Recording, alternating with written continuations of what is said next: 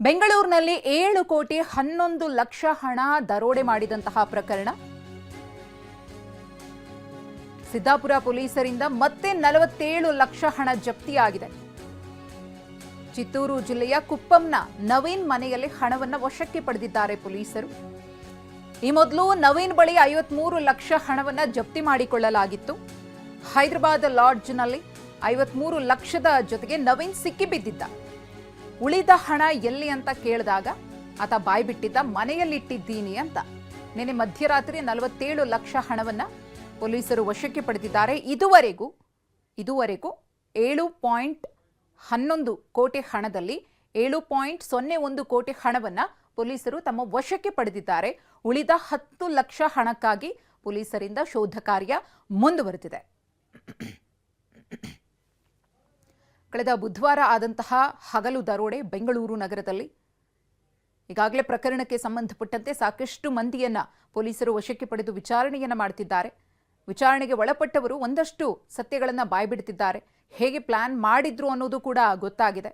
ಮುಂದುವರೆದು ತನಿಖೆಯನ್ನು ಮಾಡಿದಂತಹ ಸಂದರ್ಭದಲ್ಲಿ ಹಣ ಎಲ್ಲೆಲ್ಲಿಗೆ ವಿಂಗಡಣೆಯಾಗಿತ್ತು, ಯಾರ್ಯಾರು ತಗೊಂಡು ಹೋಗಿದ್ರು, ಇದೆಲ್ಲವೂ ಕೂಡ ಗೊತ್ತಾಗ್ತಾ ಇದೆ. ಅದರ ಭಾಗವಾಗಿಯೇ ಇದೀಗ ನವೀನ್ ಎಂಬಾತನ ಮನೆಯಲ್ಲಿದ್ದಂತಹ 47 ಲಕ್ಷ ಹಣವನ್ನ ಪೊಲೀಸರು ತಮ್ಮ ವಶಕ್ಕೆ ಪಡೆದಿದ್ದಾರೆ. ಇನ್ನು ಪೊಲೀಸರಿಗೆ ಸಿಗಬೇಕಾಗಿರುವುದು ದರೋಡೆ ಆದ ಹಣದ ಪೈಕಿ 10 ಲಕ್ಷ.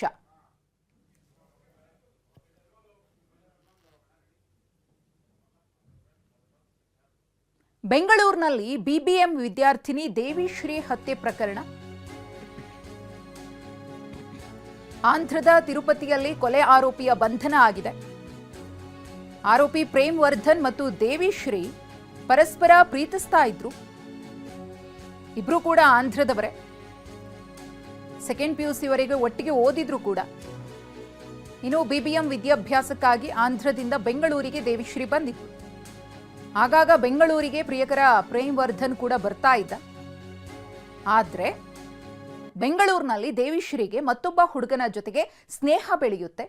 ಫೋನ್ನಲ್ಲಿ ಬೇರೊಂದು ಹುಡುಗನ ಜೊತೆಗೆ ಚಾಟಿಂಗ್ ಮಾಡ್ತಿರ್ತಾಳೆ. ಇದರಿಂದ ಪ್ರೇಮ್ ವರ್ಧನ್ ಕೋಪಗೊಂಡಿರ್ತಾನೆ. ಭಾನುವಾರವೂ ಕೂಡ ದೇವಿಶ್ರೀ ಭೇಟಿಗೆ ಪ್ರೇಮ್ ವರ್ಧನ್ ಬಂದಿದ್ದ.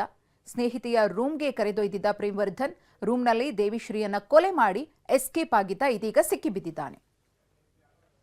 ಅವ್ರ ಅಪ್ಪ ಫೋನ್ ಮಾಡ್ತಾ ಇದ್ರು ಅವ್ರಿಗೆ. ನಾವು ಈ ಊರಲ್ಲಿ ಇದ್ದೀವಿ, ಅವರು ಅಲ್ಲಿಯಲ್ಲಿ ಇರೋದು. ಅವ್ರ ಅಪ್ಪನ ಫೋನ್ ಮಾಡಿದ್ರಂತ 11 ಗಂಟೆಯಲ್ಲಿ. ಆಮೇಲೆ ನಾನು ಹೋಮ್ವರ್ಕ್ ಇದೆ, ನಾನು ಬರ್ಕೋಬೇಕು ಅಂತ ಹೇಳ್ಬಿಟ್ಟು ಫೋನ್ ಆಫ್ ಮಾಡಿಬಿಟ್ಟಿದ್ದಾರಂತೆ. ಹುಡುಗಿನೇ ಮಾಡ್ತೀನಿ ಅಂತ ಅವ್ರು 4 ಗಂಟೆ ತನಕ ಟ್ರೈ ಮಾಡಿದ್ದಾರೆ. ಫೋನ್ ಎತ್ತಿಲ್ಲ ಈ ಹುಡುಗಿ. ಆಮೇಲೆ ಅವ್ರಿಗೆ ಅನುಮಾನ ಬಂದು ಏನಕ್ಕೆ ಫೋನ್ ಮಾಡಿಲ್ಲ ಅಂತ ಹೇಳ್ಬಿಟ್ಟು ಆ ಅಪ್ಪ 7 ಗಂಟೆ ತನಕ ನಮ್ಮ ಮಾವ ಹೇಳಿಲ್ಲ ಅವ್ರ ಮನೆಯಲ್ಲಿ ಯಾರಿಗೂ. ಆಮೇಲೆ ಬಂದು ಈ ಹುಡುಗಿ ಫೋನೇ ಎತ್ತಿಲ್ಲ ಮಗಳು ಅಂತ ಹೇಳಿದ್ದಕ್ಕೆ ಅವರು ಯಾರಿಗೋ ಫೋನ್ ಮಾಡಿ ಕೇಳ್ಕೊಂಡಿದ್ದಾರೆ. ಇದು ಏನು ಅಂತ ಫೋನ್ ಆನ್ ಆಗಿಲ್ಲ. ಅವರೇ ಬಂದು ಅವ್ರ ಅಣ್ಣ ಬಂದು ರೂಮಲ್ಲಿ ನೋಡ್ಕೊಂಡು ಬಂದಿರೋದು. ಫೋನ್ ಎತ್ತಿಲ್ಲ.